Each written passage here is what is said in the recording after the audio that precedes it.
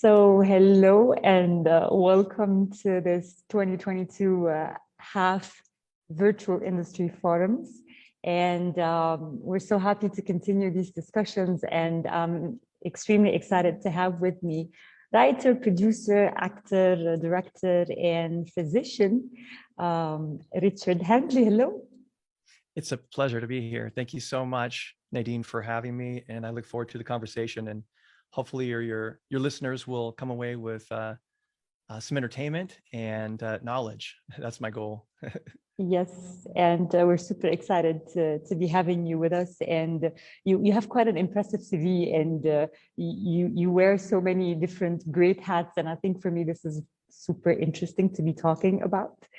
And I actually want to start to talk to you about the transition between like being a physician to filmmaking. How did it happen? Mm-hmm. Wow.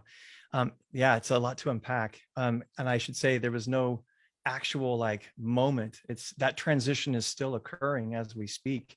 It has, I guess, spanned the course of perhaps a decade and a half. When I was raising my family, working in medicine, I had come out of emergency medicine, had been doing some training even as of late, even up to this last year, continuing grad studies. I'm officially now done with my graduate school training, which is wonderful, but it was kind of sparsed out across many decades. And all the while I had this fascination with filmmaking and with storytelling. And as far back as when my kids were young, they're now young adults in their 30s. We engaged in music. We had a studio in my house with my son, Spencer, who's a musician. My daughter, Sierra, is also very much, she loves music and the arts as well. And so we were a family very much kind of tied. Our roots are in, artistry and storytelling and all of that. So we've embraced that our whole lives. And it wasn't until I would say 2012 when my work as a chief operating officer for a company called Wells World Services allowed some time in my schedule to kind of really drink deeply from the well of artistry, if you will, and go back and get a Master of Fine Arts degree from Mount St. Mary's University in Los Angeles. I applied to that program in 2013 and got in 2014. And studied alongside our colleague Abraam Mikhael, which is why I'm here with you today, is that connection, exactly. That bond that we developed from back in film school. So film school really kind of set my path, my filmmaking path in motion. And I was an actor before that. I've been with the Screen Actors Guild here in the US since 2003, had done some acting prior to film school, as much as my time and my bandwidth, would allow. But it was minimal, and it was hard to fully engage raising a family, working in medicine full time. It only allowed for so much. So in 2012, my company that I currently and still work for and operate allowed time to go back and get a graduate degree, even go back to school and get a Doctor of Medicine degree and another master's degree in healthcare quality and safety from the Harvard Medical School, which I finished in 2020. So everything kind of co-conspiring together. The time that I was in film school, I met a gentleman by the name of Brian Hanson. Brian Hanson and I both have a military background. We connected. He had a story kind of brewing for a number of years. In the background, it was a script partially written, probably about 60, 70 pages at the time, sitting on his shelf for the better part of 10 years. And he told me the story one day over lunch. And I'm like, wow, that's a really interesting story. It was a psychological thriller with some horror elements called The Black String. And I thought, man, this is a cool project. And about that time, we were just starting out in our thesis project. And I said, what do you think about throwing that film together as a thesis and perhaps even like our first feature film? Because at that time we figured maybe we're ready. We think we're ready to be able to do our first feature. And so that's kind of what spurred the real push towards, doing this professionally. And so we created the script and we rewrote the script over the better part of a year. Came up with a pitch deck, came up with a teaser trailer. That served as the script and the teaser trailer, and the pitch deck served as our thesis to graduate with our MFAs in 2016. And then we took that project from graduation into, okay, now let's raise our money, gather our crew. We had worked on another film just prior to Black String, a feature that was the same size as ours. And we were able to pull from a lot of that crew to come help us on our film. And we shot the tail end of 2016. Most of our principal photography was done in that year. And then it took us 2 years to, a year, about 18 months of post to get the film ready. And I actually wanted to talk about the Black String, and it got several awards. And I want maybe to explain to all the filmmakers, enthusiasts, and everyone who wants to work on their craft. If you can tell us about the experience producing this is your first feature film, and why you chose, I mean, don't you think it's a bit risky to just have your first feature film as a horror or psychological thriller? So tell me more about that. Yeah. Oh man, great question. Yeah, certainly. There's a tremendous amount of risk inherent in any first film, in any independent film for that matter, in terms of the financial risk, the time that it takes to create any work of this size. The nature of that, demands a great deal of time, energy, resources, in years. So it's not, there's the triangle, I like to call it, the production triangle of your film is going to be either, it can be two of three things. It can be good, it can be done fast, or it can be done cheap, but you can't have all three at the same time. So we had a budget that we were able to raise. It came in as a ultra low budget film in terms of the money that we raised. And so that meant that we couldn't do it fast. We had to really take our time with it to make it good. Right. So we wanted it to be good. We wanted it to be cheap. So, the money that we raised was just enough to get it done. Our project was very ambitious. But to go back to your original question of why this film, why then? Well, Brian had written the script, number one, mostly 70 pages of it. So it already, the intellectual property kind of already existed prior to us connecting. And at the time we thought, okay, horror, psychological thriller will probably do well financially. It's a genre piece. And so it might lend to, gaining distribution, more likely to gain distribution. And it was just big enough that we thought, okay, we can do this for micro budget. As a first-time filmmaker, one of the biggest challenges is always raising enough money to, you're an unknown commodity. Yes, we had produced other films. I was an associate producer on a film called Devil's Whisper, and I was a co-producer and actor on a film called Finding Fortune.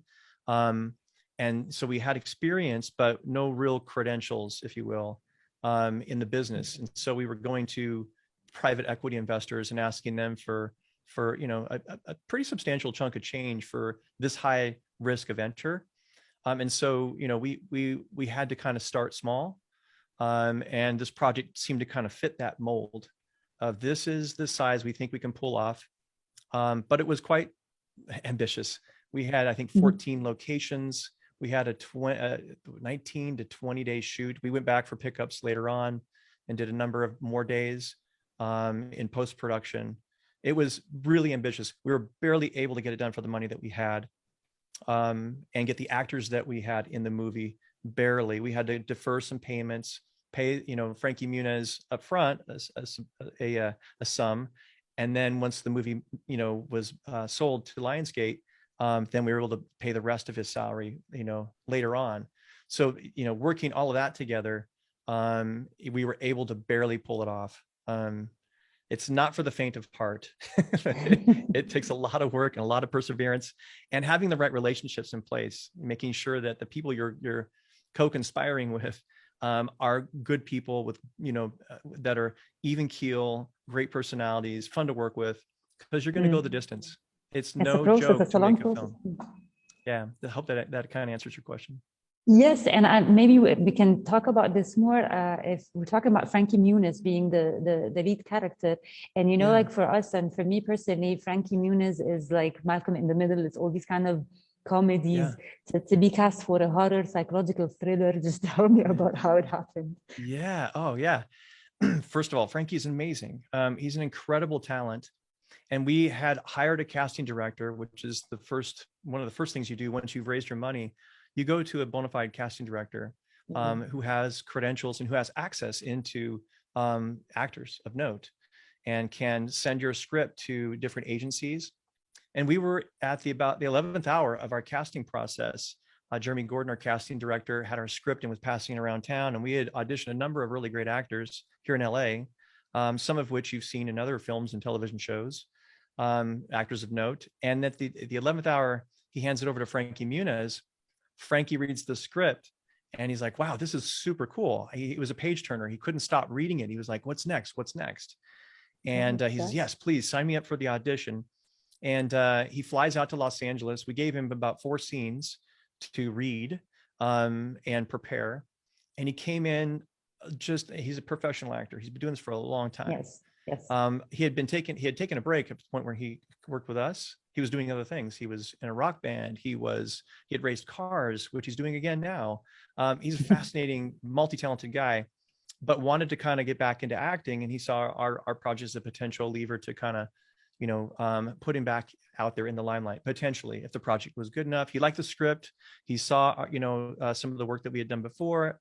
And he believed enough in us to like, okay, I'm going to put my name, I'm going to attach my name to this project and give these guys a chance. And he came to that audition and he just crushed that audition. I mean, he was completely off book. He had different, nuances to each of the scenes that we had sent him, and we're just blown away. The piece had been originally created to be more dark and somber, and the lead, I was going to ask you, did he influence kind of big time. Okay. He did. It didn't require a full rewrite, but it certainly, changed the tone and the way that Brian would direct the other actors. The actor opposite him, who played, my goodness, my name, his character name, the ERC. The actor who played the ERC, he's a great comedian as well, Blake Webb, and their simpatico, their chemistry was wonderful. And so it would have been a missed opportunity if we had gone with the original intent of the script, it being dark and somber, and missing that comedic, opportunity between the two of them. And that reverberated through the film in different, it's still a pretty dark film. When you watch it, you're like, wow, that's pretty dark. And it's an escalation, or I should say a de-escalation it's a descent into madness, but it starts out kind of light and comedic. But that combination, getting Frankie in, kind of made us rethink how this film would look and feel. And there were moments in the production where we were letting Frankie, improvise, and some of the lines, not a lot, but a few of the lines in there are Frankie's ideas. Hey, let's try this. And lo and behold, they wound up in the final cut. So that's kind of how that happened. Yeah, it's amazing. And I really find it's very important for the creators to be able to give that space for actors to actually have their own input and maybe to be pleasantly surprised with their work, and just work on maybe not rewriting, but just to be able to capture these moments. And I think that is very brilliant and important to do as directors and as writers. Yeah, absolutely. Yeah, why not do that, right? The actors exactly. when they're given free reign, not complete free reign, but let them do what they do best. They bring their special sauce to the project. Why not allow them to do what they do and do best? It can only improve the project. I want to ask about the genre that has to do with, I've seen from your filmography, different movies that you either wrote or directed or produced. They're mainly going with horror kind of thriller kind of aspect, and also you have the comedy. You have these two poles of like a different genres. So what actually attracts you to that genre? And if you also can talk and tell us even more what attracted you about this specific script about Black String, and to be excited to do it. Yeah. So the first question was, what attracts me to this genre, or comedy and horror? Like horror, like you love them both, and they're two different genres. So tell me about that. Yeah. I guess what ties them both together is the heart of the visceral feeling that you get from watching this kind of material and engaging in it as an actor, and as any creative surrounding these types of projects. if they're well written, like for comedy, for example, if the timing is good and the jokes are, they land appropriately, if they're more universal in nature, that they can transcend across cultural lines, they can challenge audiences in ways that, are not just tongue in cheek, but, satirically, going after certain, things that might be in the mainstream media, in a way to help people think and challenge themselves and see themselves in that material, like, oh, that's me, and it's a little uncomfortable to see myself in that light. Things like that's like where people can learn and grow and see themselves from a different perspective. I think comedy really can lend to that. Of course, if it's done in good taste, you're careful to take into consideration people's very personal, beliefs and religious beliefs and things of that nature, where you're careful not to offend people in that regard, then, comedy's wonderful. And I love comedy for that reason. Drama, again, goes to the visceral. How can you get to the heart of someone's, thoughts and feelings, and drama and psychological thriller. I love that kind of material. Again, I like movies that kind of mess with your head, that make you think. Like our film, The Black String, is this type of narrative where we're teasing the audience. Is it this or is it this? It's a thesis built on, is he mentally ill, or is he cursed? And first of all, do you believe that people can be cursed? Is there a spiritual element to the world and the universe that we live in? And we don't answer that question. We leave it open to the audience for interpretation. But we leave it also open to the audience. It's like, well, maybe he is, unfortunately, losing touch with reality. And we play that dance all the way through the film. And so that in itself keeps you tied in, along with the visual elements and sound elements. It keeps the audience, engrossed in the material. And that has to come through in the script. And so if it's not on the page, it's not going to be on the screen. And so reading the material, making sure, it took us a year to get that script where it's like, okay, this is worthy of production, throwing, a few $100,000 at this, and going to work for 2 years on putting it together. Nothing worse than having a terrible script. And you're like, but we just want to make a movie. It's going to be painful. It's going to be a painful process if the material isn't on the page and you're just doing it for the exercise. It's a lot of work. So you better be emotionally invested in the material, at least to the degree that you can run the distance, because it's a gauntlet. You're going to be met with challenges at every turn. So yes, does that answer that? Does that kind of? Yes. And I also want to, because you acted in that film, and you played a psychiatrist, and I wanted to know more, because this is for me what is very fascinating, like to come from the world of medicine, and how that influenced your writing and also your acting, like to know about the human body, the human psyche, everything, and I think they're super related, medicine and art. Yeah, they are, aren't they? They really are tied together. Movies are, a window into the soul of all of us. For better or worse, depending on whatever you're watching, you can always see as part of yourself in each of the characters that we're watching. I think that's perhaps one of the biggest reasons that we're drawn to binge watching material. So it's an escape, certainly, but it's a self introspection as well. It's an exercise that's as old as time itself. We love telling stories. That's how humans are built. That's our nature. Mm-hmm. And so as an actor coming to this material, it was truly like it was being a kid in a candy store, to be able to sit down and know, okay, I'm going to be playing this part. I understand medicine. I'm not a psychiatrist, but I've studied psychiatry. I've worked in psychiatry departments at both the VA here in Los Angeles and elsewhere, as part of my medical school training.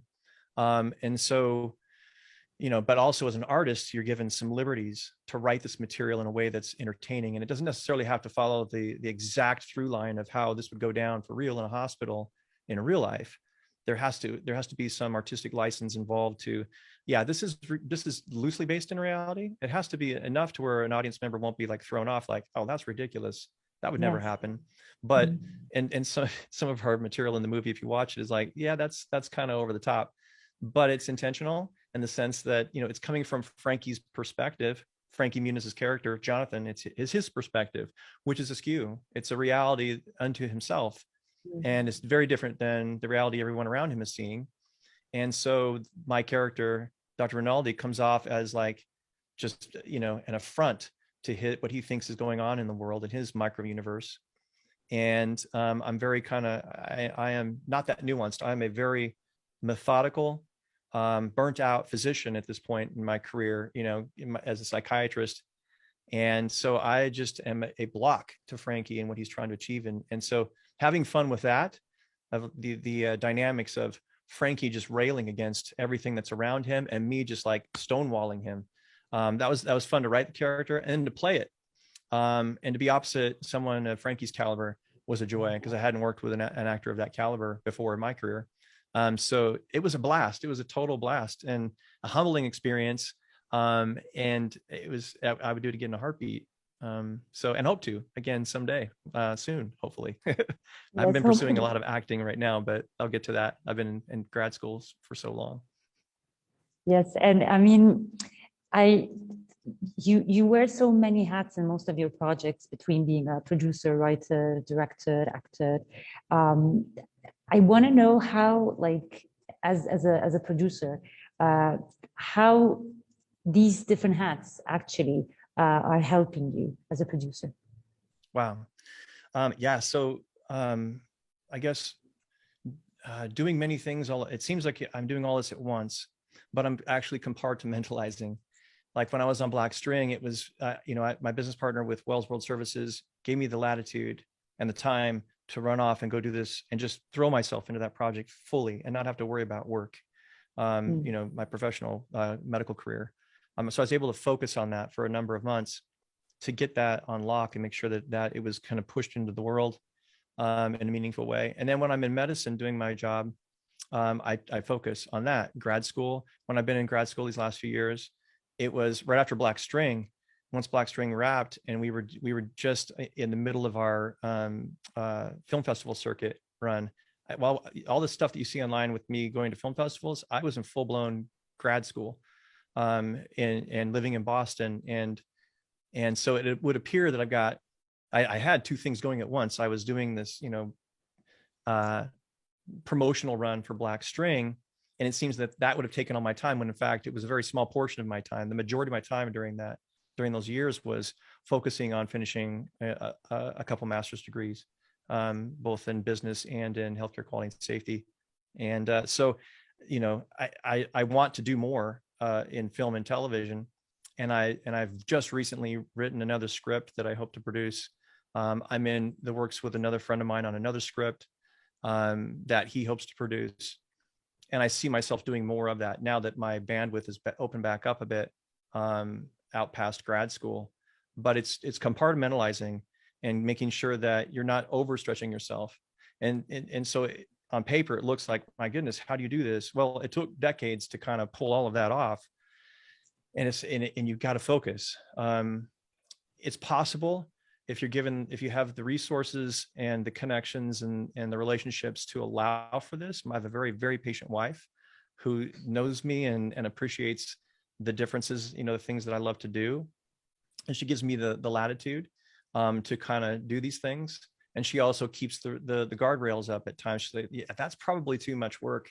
Do you really want to do that? Do you really want to, like, you know, pain us both in doing that thing? Why don't you focus on this? So she's a great resource, and I can bounce stuff off of her and say, what do you think about this? And she's always there to say, that could work, or that's probably not a good idea. So I'm fortunate to have that kind of relationship with her and a number of other people in my midst who are really quick to say, that's a great idea, or nah, probably not the best use of your time. And ultimately it comes down to, you know, what am I comfortable doing? And what am I passionate about? And then focusing. And with these different hats, and like when you with your experience as an actor and as a writer, do you think that it's helping you as a producer, and vice versa, these like from the experience playing different roles, do you feel like in the filmmaking industry, this is actually was giving you what you needed? Yeah, absolutely. There's a lot of crossover between the skill sets and everything that I'm doing. Um, any good actor will do their research on a particular role, be it the thing that character that they're trying to portray does, professionally, what they're feeling emotionally. And so living a full and robust life as an actor is probably one of your best resources you can tap into as an actor. It informs everything you do as a character. It gives you that connection to the character that you might not otherwise have had you not experienced those things as a human being or as a professional. So yeah, there's crossover, and my goodness, and being an actor crosses over the other direction too into your professional life. It allows you to it gives you a comfort level, in public speaking. It gives you a comfort level in communicating and opening yourself up, and gives you a vulnerability that you might not, express, as an actor when you're in the midst of a scene with a scene partner. The goal is to be as vulnerable and open to communication and listening as carefully as you can to what that person is saying on the other side of the screen or room with you. And so you can that translates into real world, right? It helps you in relationships, it helps you in business. So yeah, it's a symbiosis between the two, which is quite interesting. And I think also it will be it will be also helpful as a physician, the idea to be present and to listen, and also this empathy that sometimes maybe some people say that it's not a characteristic of a physician, although it is a very important characteristic of a physician. That's true. Yeah. Or playing opposite that, right? Knowing what it's like to be an empathetic physician in the clinical context with your patients. And then my character, Jason Ronaldi, playing the opposite. It's like, okay, what would I not do in this situation? What would be the worst thing I could do as a clinician in this situation? At least as perceived through Frankie Muniz's character. You stonewall the patient. It's like there's no inroad. His needs are not being met. Not at all. In fact, the complete opposite is occurring. Even though he's a professional, highly trained professional, he's supposed to be there to deliver a service and an empathetic, heart and mind as a physician. And he's the worst thing that's happening for Frankie. It's like, you don't want to wind up in that hospital with that doctor. So that's the fun of it, right? That's the play, the bounce between the two. It's not what you would want. That's what's so it makes a viewer angry. It's like, why is that doctor not listening? And he should be more empathetic. He's a psychiatrist, for goodness sake. Why is he like stonewalling, Jonathan? And that's the point. This is a reality that you create based on, my prior experience, and I know what should be happening, and I'm going to play the opposite of that. So, and of all the different hats that we've been talking about, do you have a favorite one? Like, do you prefer more to write or to act, or? Yeah, I guess I don't know. I don't think I do. I'm a bit pathologic in that regard. I love a lot of things deeply.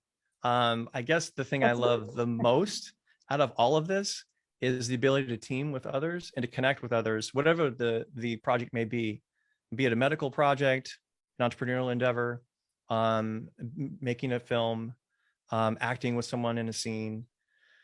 The ability to kind of just go deep with somebody in terms of their, and build a friendship and a relationship that's meaningful. That's my favorite part of all of it. The ability to, my goodness, it's such a, it's a huge honor. And it humbles me to know that I can do these things, at time. I can't be in more than one place at one time, but the ability to kind of like cross between these different passions of mine. I'm just so grateful to have that at this point in my life. I've not always been in this position. And so I have a great respect, and a sense of gratitude to those who've allowed me to get to this point in my career, to be able to kind of grapple with all these things all at once, kind of, sort of all at once. Like if these other film projects get started, I'll have to transition for a little bit into, okay, we're in production now. I can't do medicine because I got to focus on this, or I can't go do that film right now. And I've had these choices recently. It's like, you can go produce this film. You're being handed the keys to this film. You could be the lead producer. And I'm like, as much as it would be fun to work with that team, and I know the people involved, I had to gracefully bow out because it just wasn't, possible, given the bandwidth and time that I had at the time while I was in grad school. So I had to kind of pick and choose. But now now I can pick and choose more of the artistic stuff, I think, and have been over the last few months. I want to ask you, because you have, I mean, I believe with your studies and also by choice, of course, you created different shorts, and I want to know, as a writer, what would make, well, as a creator as well, what would make you say this is, as a story, it will be better to be done as a short film instead of a long feature? Yeah, a lot of that was in the context of film school, or just prior to film school as an actor. So before film school, I was focusing a lot on acting, what time would allow. But I also wanted to work with people who were kind of coming up through the ranks, who were going to be making feature films later on. And so living here in Los Angeles, it gave me proximity to schools, heavy hitter schools like USC, their School of Cinematic Arts, and UCLA, Chapman University, Loyola Marymount University, big schools who have renowned film school projects, and their graduate students, their MFA students, are doing thesis films. And so I would audition for those films, and that's how I was able to build a reel as an actor, and to meet people that were making inroads into the business. So a lot of the early shorts that I did were as an actor in thesis films, master's level thesis films. So I knew that the production value would be there, and that they had spent a lot of time on those scripts, and the material was worthy of wrapping my brain around those characters. And then I started grad school, my MFA in film, in 14. And then there was more, and then it was just like throwing spaghetti on a wall. It was like, okay, I have this idea. And literally there was some weekends where we would turn and burn, one story every weekend. And it was a quick micro, project with a group of people in my class. And that group would shapeshift, from, one group to a different group to a different group. And every week, that we were in class was a weekend program. We could literally shoot and edit something in a weekend. So it was like throwing spaghetti on a wall, just ideas and practicing and getting our skill set down, our editing skill set, our cinematography skill set, our writing skill set, producing skill set, and just exercising. It was like being at the gym. So a lot of those projects were a function of what other people in my class were doing. And some of them were my own films, ideas that I'd been thinking about and had been ruminating for a bit. And then pushing my boundaries. There's a film that I did in film school called Hourglass. It's not online. If anyone cares to see it, they can send me a DM, and I'll be happy to share the link with them. But it required that I brought myself and my crew out to the middle of the desert, in the middle of nowhere, with no resources. And it forced me to think about everything I had to bring to that set, including somewhat as a toilet, because there was nowhere to go to the bathroom. We're talking a blank canvas desert. It was just nowhere, middle of nowhere, with no bushes. It's a dry lake bed. So, the elements are beating down on you. The sun is pounding, and there's wind, and there's elements that are fighting against you to get this project done. And it was an ambitious one-day shoot out there, but it forced me to think, as a director, as a producer, as a writer. I'd written the piece, and it was fun. It was a blast, and it worked. But it was all a function of learning how to prepare, fully prepare, making sure that you're not missing anything on your list of to-dos and the things you need to bring, and taking care of your crew. We shot some more. That film took place here in Los Angeles, which is easy because you can always, if you forget something on the set, you're a half a mile from a store. But out there, if you forgot it, it could be it could impact your production to the degree that you may not get your day done. You may not be able to get anything in the can. So, it's kind of, some of it's force functioned, and some of it was, okay, this is a cool idea, I just want to make it. And a little of that, little this, little that. Yes. Well, in other sessions, we talked about the idea of video on demand, and now it's more than ever, people are accessing these platforms like Netflix and Hulu. And I want to ask you, where do you see the future of feature film versus long-term content series, when it comes to video on demand? Yeah, it's a great question. Man, I wish I had Sheldon Brigman here. He's a dear friend of mine who's also in distribution. He could speak to that question far more articulate and intelligent than I can. My ideas on this are that obviously it's kind of been the trend Television has shapeshifted now, where it used to be, you had your film actors, you had your television actors. Television was episodic. It was, the main television stations, at least here in the U.S. You had ABC, NBC, all of those stations you could turn into. The internet has shapeshifted entertainment in a profound way, and it's only gaining momentum and steam in terms of most content that we consume is found in the online space, be it on your big screen television at home or on your iPhone, your cell phone that you can watch. And we're just going to see more and more of that and less of the old model. Obviously, we're seeing actors now of tremendous note, Oscar winners, coming to the television sphere. Especially because of the pandemic. Absolutely. Yeah. And the budgets are following that too, which can support those actors. And, there's some programs that you and I enjoy, I'm sure, that are just like, wow, that is like a feature film times 10. It's like 10 feature films. And how do they pull that off? Well, tremendous amounts of resources. Netflix, for example, just dumping a boatload of money into those projects where they're the futuristic, sci-fi films that are just magnificent, or something that's a period piece that, it takes tremendous, effort to reenact and bring to light.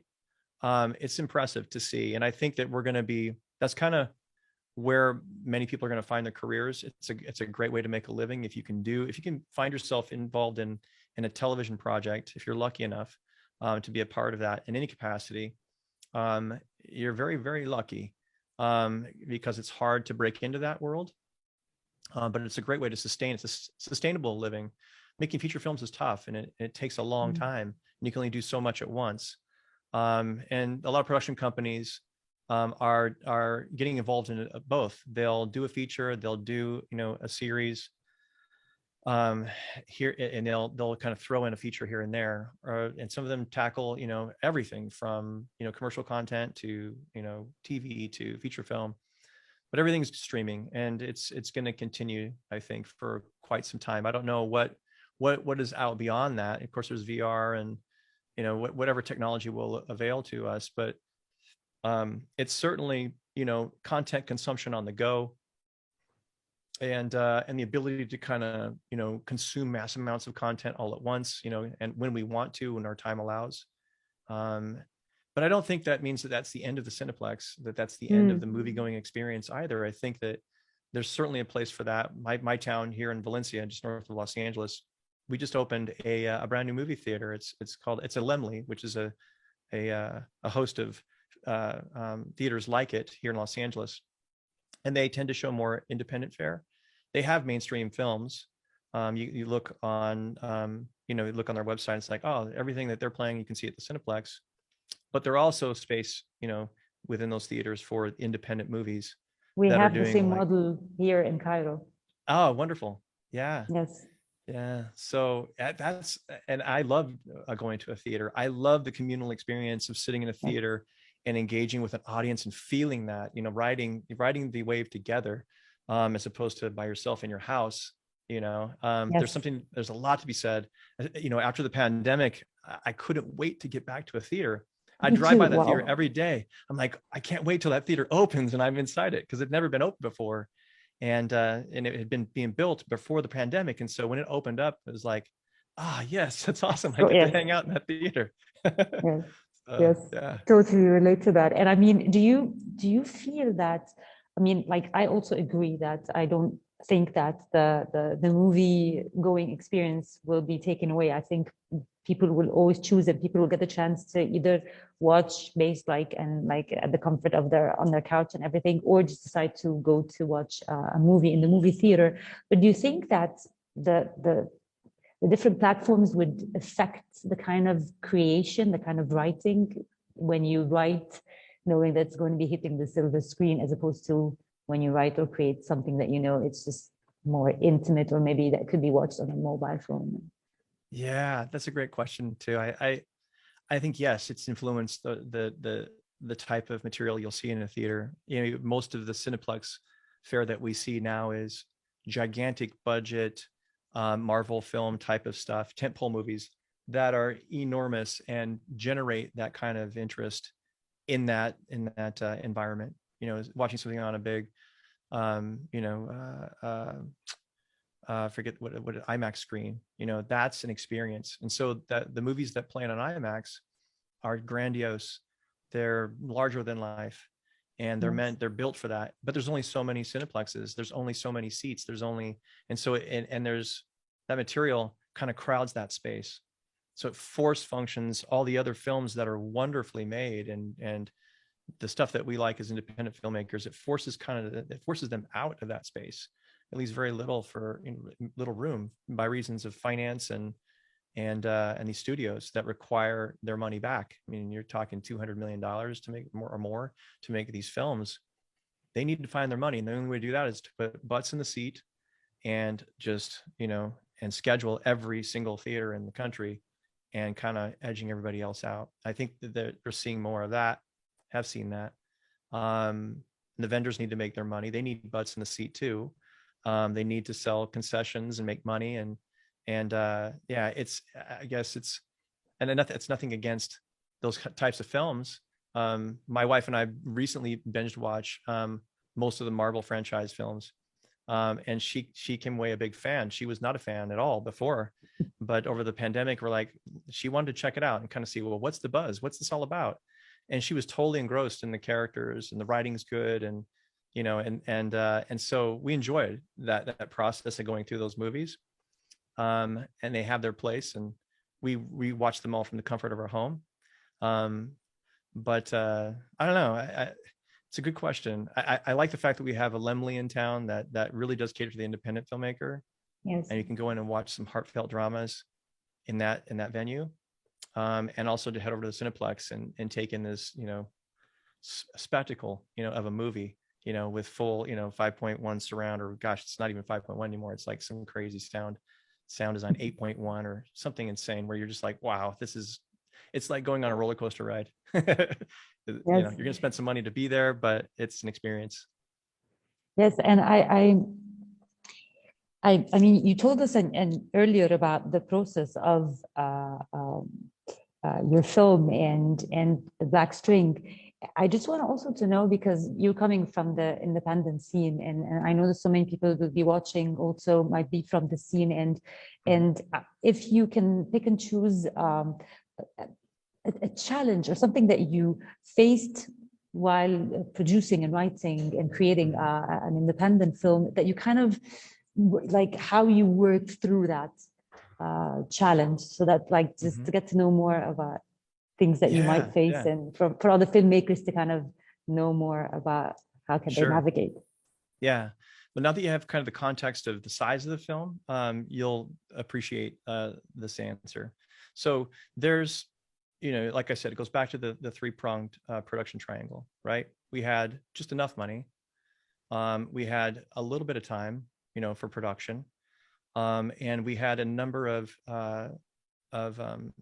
different setups and locations that we had to navigate in a very short amount of time. So we were doing company moves on the daily, sometimes across, 30, 40 miles, within the TMZ, the 30-mile zone of Los Angeles, where you can shoot. If you're in the TMZ, it allows you to pay your actors a certain amount. If you go past the TMZ, you got to put them up in hotels. So we're trying to keep everything within the TMZ here in Los Angeles County. And so we were on the south end of Los Angeles County, as far south as Anaheim, and as far north as of here, which is Santa Clarita. We're on the kind of the north end of the county, and everything in between. And so doing a company move is a lot of work. And we had, it wasn't a skeleton crew. It was a crew of probably 25 people, I think, in total for production. At the end of the film, we'd had over 100 creatives, 120 creatives involved in the project. But during production, we had about 25 to 30, give or take. And so those company moves were very challenging. And we met our goals, but we were then a hair's breadth of making our days. And we were working against elements and time. There was a couple of days during our production where we ran behind a little bit, and we had to pay some overtime and go into the wee hours of the night. And Frankie was like, let's do this, let's go. But I had to make sure that I had the solidarity of my crew as a producer. I didn't want to create a mutiny. It's like, you're going to work as we've been at this for 12 hours. Now you're going to push to 16. It's like, you don't do that unless you go to your crew and say, look, everyone, this is where we're at. We're at a place where we really do need to make these scenes, or we're going to be shy and we're going to have a hard time in the edit. We understand that many of you are exhausted, and we want to be able to, allow you to get the rest that you so richly deserve. We don't want you to crash on your way home because of the exhaustion. So if you want to bail out right now, we will not count that against you, and you can leave. You have the wherewithal to go and leave. And we could completely respect that. But for those of you who do have a little bit extra gas in the tank, physically, emotionally, we would love it if you would, work with us, over these next 4 hours to get these couple scenes done. And then Frankie's solidarity behind us, like, yeah, I really want to do this. I have what we need to get through this performance. And so seeing his solidarity with my tempered, we would love it if you could work a little extra for us. We're willing to pay you, of course. That connection worked, to kind of and everybody's like, oh yeah, I'll do extra hours. Everybody went the extra mile because we respected their persons, their space, their time, their efforts. And that goes a long way, not just in filmmaking, but in any endeavor. Just being aware and of other people and their needs and their wants, and really being careful to kind of see between the lines of, somebody might say something to you that they're comfortable in the space, but you have to have, as a leader, you have to be able to kind of suss out the subcontext, the stuff they aren't telling you.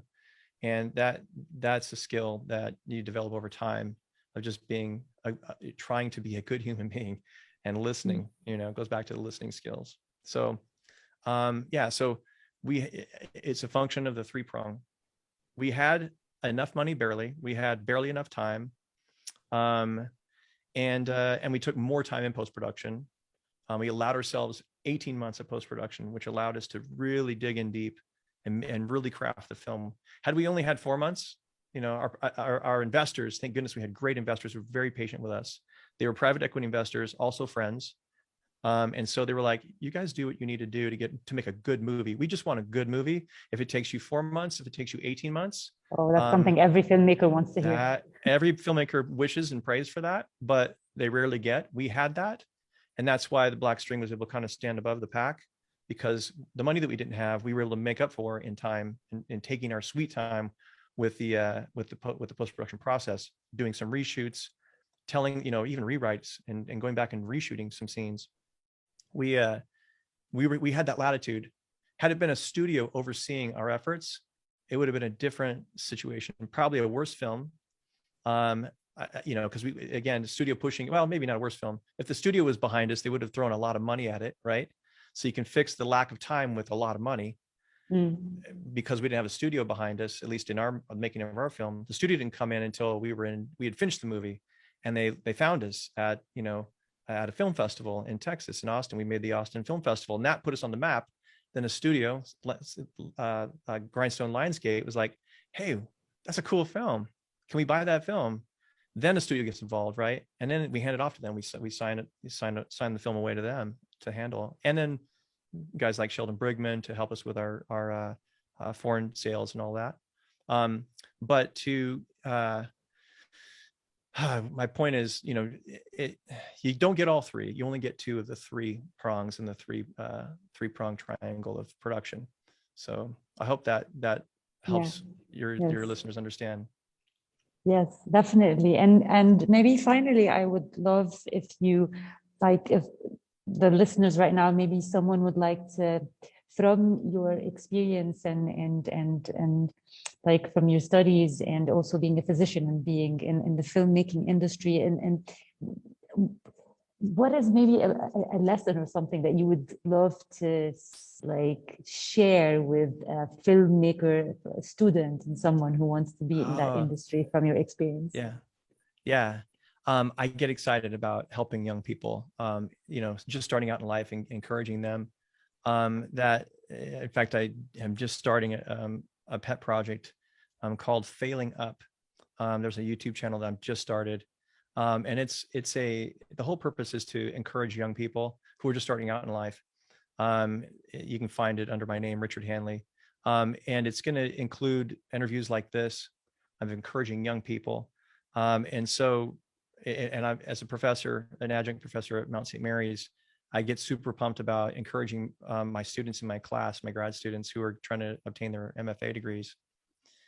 And gosh, the biggest point of wisdom that I can impart, it's a tough one. I don't know if I'll be able to answer this as succinctly as I want, but I guess it just starts from the belief that that you can truly almost do anything you want to do if you give yourself the latitude to make mistakes and to take your time and to focus and put in the effort. Nothing is handed to us. We have to work for it. And I would say focus, go deep to your own self, find out what it is that you want to do in your heart and do that methodically, write stuff down, and explore, go to the internet, go to friends, go to family and say, what is it like to do this thing over here? Be a filmmaker or a physician or a nurse, or, there's so many things you can do in life. Well, how does a young person figure that out? They need to explore. They need to get into the sandbox and just get dirty and figure it out, go, shadow somebody, someone that they admire and respect, and see what it's like in a day in the life of that person. And that really informs your decision of what it is you want to dedicate your life to. If you're someone like myself who, is passionate about a lot of things, you need to, again, compartmentalize and give yourself many years of time and focus and compartmentalize that effort. You can't do everything at once. You cannot. You have to focus on one thing at a time, and that focus will allow you to achieve success in that thing. And you have to love what you do. And so over time, you can achieve, the things that you set out to do. But be patient with yourself. Be very patient with yourself, and don't beat yourself up. A lot of young people, I'll tell you, I've been doing this for a long time, and I still feel like an imposter many days. I have advanced training and I've gone to school, and it's like, this guy should have this on lock. And I come to a set some days, or I come to work some days, and I am like, I'm relying on my team. I have to remain humble and open to the ideas of others. And often I feel like an imposter, even though I might be the lead of a project. And it's like, and that's not necessarily a bad thing to feel that. It keeps you on your toes. It keeps you open-minded. It keeps your heart open.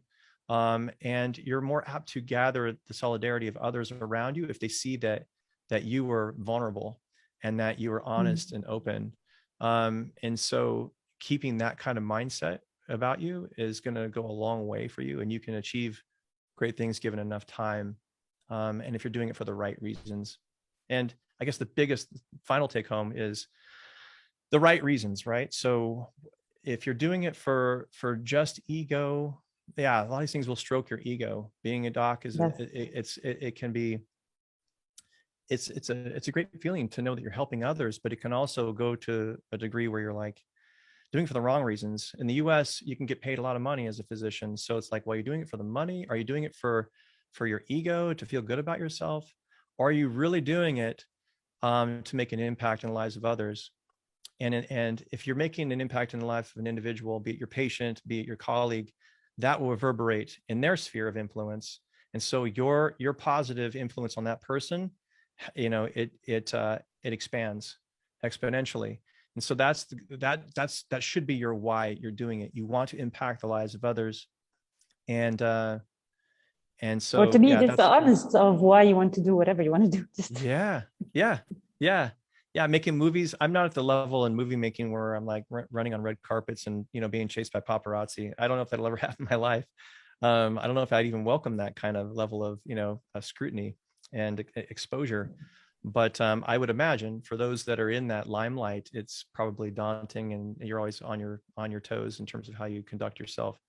And there would certainly be a lot of ego stroking there too, where you're like, you could feel puffed up, we experienced a little bit of that, just a skosh of that when we were over in Europe. Brian and I were on the red carpet and, talking about our film at this big IMAX theater. And And it felt like a big deal because we're playing on a 70-foot IMAX screen, and we're down front, just he and I talking to a full audience in this very prestigious, film festival at a very prestigious theater in the heart of Leicester Square in London. And we're thinking, this is kind of a big deal. We're really outside our element here. This is where we've come to. And afterwards, people were coming down and asking for our autographs. I had never experienced that before. It's like, my autograph, the only autograph people get from me is a prescription pad, and I'm writing my name at the bottom, say, here's your amoxicillin. I had never written an autograph before. But the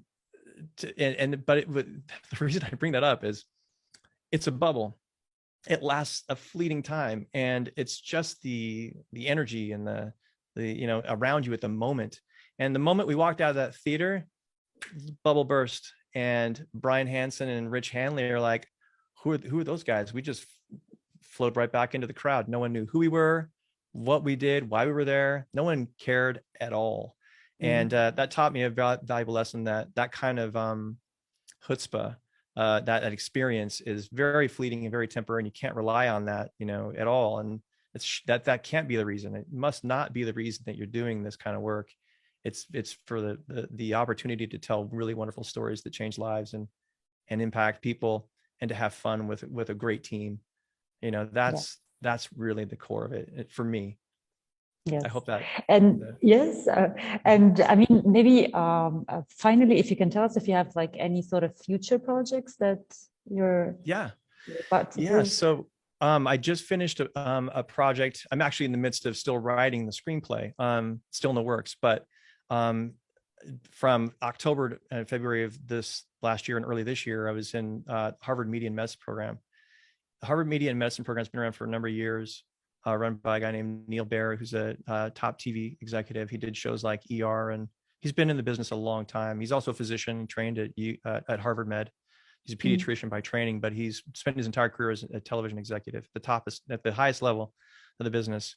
He runs that program, along with some amazing mentors and co-creators of that program.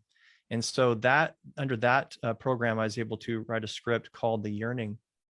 And it's set here in the US and in Afghanistan. I use a lot of my experiences working overseas with the military, and I was going to ask you about the military background. Okay. Yeah. So the military background definitely played into that. And the central protagonist is a physician, United States Air Force physician. She's also Afghani. She's a first generation Afghani woman living here in the US, who's going to school. She's in surgical training, third year surgical training at Johns Hopkins University. And she's Muslim, and she is in love with a woman in Afghanistan who's also a physician. And so there's a lot going on there in terms of that relationship, and she's under a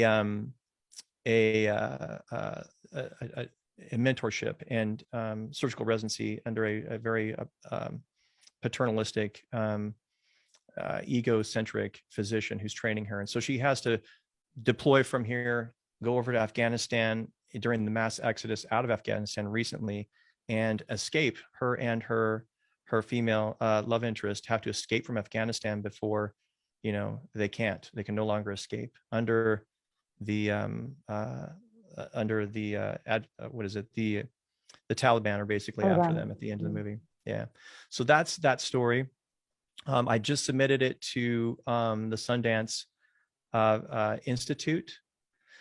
There's a snowball chance that it'll, get in. It's possible. I would hope to be able to get the chance to produce the movie and hand it off to a female director, to give it the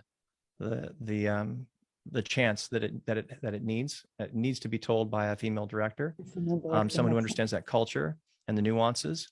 So I hope to be able to hand it off to someone to do that. I'm excited. I'll find out in August if I have a chance of moving on to the next. The program won't even start until next year. The fellowship won't start till next year, but this year's, the application process. So there's that project. My friend Sheldon Brigman has a script that he's trying to get off the ground, that we are trying to get off the ground. It's called Shutter Speed. It's a super cool little thriller script. I won't get into the details of that, but it's currently in a rewrite, and I'm excited about that, about potentially getting that project off the ground. So yeah, things in the works, but Yes, nothing okay. like nothing in stone right now that I'm going into production to do. Okay, well, I mean, best of luck. Yes, best of luck. Thank you so much. I mean, Richard, it's been a pleasure, and thank you so much for being with us here tonight. I mean, it's morning in LA, but it's night in Cairo. Yeah. It has been such a pleasure. I've enjoyed our conversation very, very much. Nadine, thank you so much for your time, and you know, I hope that this helped your viewers in some way. Even if it's just one person comes away with something of benefit, then I feel that this time was well spent. Yes, and I mean, it's super exciting, and I'm super excited about like the Hollywood Arab Film Festival and how it's like bringing so many filmmakers from all over the world, and especially from the Arab world also, to have this kind of meeting point and to be on in Hollywood, because I believe that Hollywood needs to kind of know more about the Arab cinema and the Arab way of storytelling, and I think it's super important, and that's why I'm here, and that's why I'm just enjoying talking to you and doing these beautiful virtual industry forums and discussions. So thank you so much, Richard, for being with us. Thanks. My pleasure. Have a great night. I hope you get some rest. It was great talking with you. Right. Thank you, super. Thank you so much. And I had with me, of course, Richard Handley, who is the writer, producer, actor, my pleasure, and physician. Thank you for being with us. Thank you so much. Of course. Have a great night. Take care. Talk to you later. Take care. Thank you. Bye-bye. Thank you. Thanks. Bye.